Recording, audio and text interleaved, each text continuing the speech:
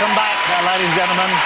Let's get my next guest out here on the couch. She is, quite simply, Hollywood royalty. She's an Oscar winner. She's been in some of our favourite films over the years. It is, of course, the fabulous Goldie Hawn, ladies and gentlemen.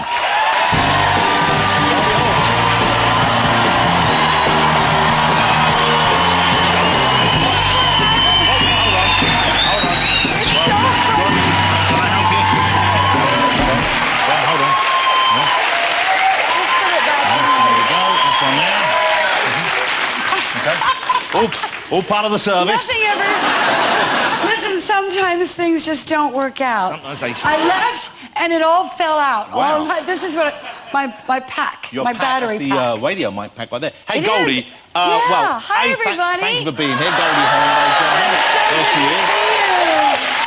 Nice to be back. How fabulous does Goldie Hawn look, ladies and gentlemen? And of course, you're a grandmother now.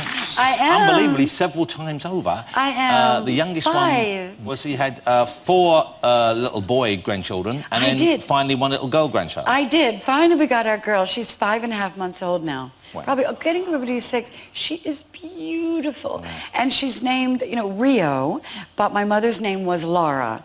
And my son and my daughter-in-law named her Rio Laura. Were you there for... I was going to ask you if you were there for the birth of your children, but I'm assuming that's a yes. I was. Were you there for the grandchildren's birth? Were you I was there for all the grandchildren's birth, yeah. There was, yeah, I was. And so is that a positive thing to have? Because I think when my wife was giving birth, I don't think I would have wanted her mum in the room. The truth is that Kate really wanted me there. And it was just fantastic because she did C-sections before and this was a natural birth. And so it was kind of exciting. And she called me and asked me if I would, Mom, I think it's time for you to come, because she was getting the Pitocin, I think it is, isn't it? And I said, and I knew the baby wasn't coming right away. So I decided that I was going to take a bike ride. So I took a bike ride through the neighborhood because I had to get my exercise. I figured just 20 minutes. And I saw the most amazing, beautiful flower. It was a magnolia. And the smell of the magnolia is beautiful. And it opens up like a vagina. I mean, truly, I looked at this and I said, I'm taking this to my daughter. And so I took it to her when she was, in that position. And I presented it to her. And she said, Mommy, this smells so good, but could you take it over there? I said, of course. And of course, at that point, I was starving because after the workout, you're really hungry. And carrying that heavy fanny flower around you were exhausted. Really, that and my purse, and by the way, the pink blanket that I knit for the baby. Well, I knew it was going to be a girl. Do you really had that strong a feeling, or oh, yeah. you've seen the scan? No, but actually, I got the pizza, which then she immediately said, do not get that near me, don't eat that, Mom, please. So when actually the baby did come out, we were holding and whatever, and the doctor was here, and and he was a wonderful doctor. He's Chinese. Goldie, look. So I put on my glasses. He doesn't sound... Oh, you got your reading glasses out to... I had to because, I wanted to see everything. But they had lights on them. They were those ones that you have when you look at menus. So I had no idea. But I looked, and here I have these lights on, and I said to the doctor, oh, now is that normal? And Kate comes up and goes, Mom, shut up! I said, no, it's perfectly normal. I don't mean that it's not normal. I just meant, I'm just looking. The baby's head is so beautiful, and the hair and all that. Anyway, baby pops out. It was so gorgeous, and we were just crying and laughing, but I saw a penis. I couldn't believe it. I knit a pink blanket. I knew for sure it was a girl. And there was Bing, penis and all. Wow. Anyway, that's the story, and I'm sticking to it. What a fabulous story, and what a fabulous thing. What a fabulous thing to be there. Now, we haven't seen you in a movie for a while.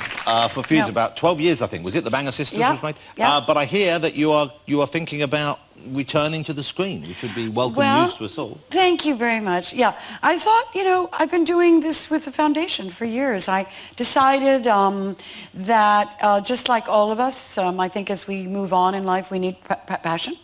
And a passion doesn't always last in the industry in which you've been in for 40 years or 35 or whatever. And I looked at children's state of mind, and it was pretty disturbing.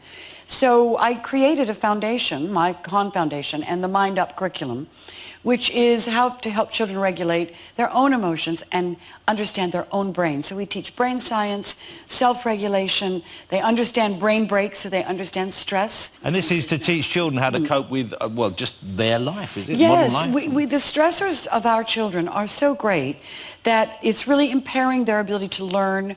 It's impairing their ability to focus. Do you not think, is this partly a modern malaise because we're on our iPads and our smartphones and all these things, and every time you go out now, you see people in a room, there'll be half the people will have something in their hand and they'll be fiddling with it when they should be communicating, and even at the dinner table. I mean, God, I mean, even, you know, I'm watching kids sitting around tables and they're all out drinking wine or whatever, and they're all texting and no one's talking to each other. So we're losing focus on each other. And that is the key. It's like, leave your phones away from the table. Yeah. Well, but it's tough, though, to get people to do that.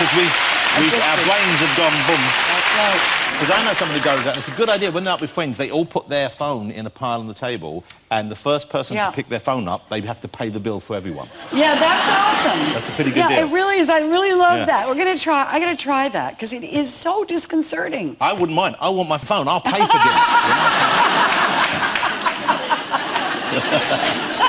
As I was saying earlier on, though, you're returning to movies, is that right? You are going to make more films? Actually, after 12 years, you know, and I've been very hands-on with this. We have wonderful leadership now. The foundation is growing. It's got its own legs. I mean, it's fantastic. And I actually sat back and I thought, well, am I beginning to miss this? And is there something left for me to do that will be fun? And so I've signed with CAA, and I'm looking around and seeing if there's something out there that would be stimulating. And so would you act with Kate if a role came up? You could play mother and daughter or something else, but would you want to be on screen? We have looked at that, and to see sort of if there's anything. That's a very hard one to fill. You can't just do anything. It's got to be, number one, it's got to be great. It also, I believe, has to have meaning. So if it's going to be funny, it has to also be poignant and have a sense of reality to it. Maybe a film about her giving birth. Now, I would put that scene in the movie, by the way. That would be one of my favorite scenes, because it was a Woody Allen. I mean, I've just shared that one with Woody. That's just amazing. Goldie, it's been fabulous having you here. I love having you on the show. I'm excited that you might be making movies again. I am too. We'll see. It'll be great, wouldn't it? Ladies and gentlemen, the fabulous force of nature, Goldie Hawn. Thank you so much. Still to come after the break, more chat from Peter Andre and Liam Neeson, and we have a live performance from Pixie Lott, so don't go anywhere.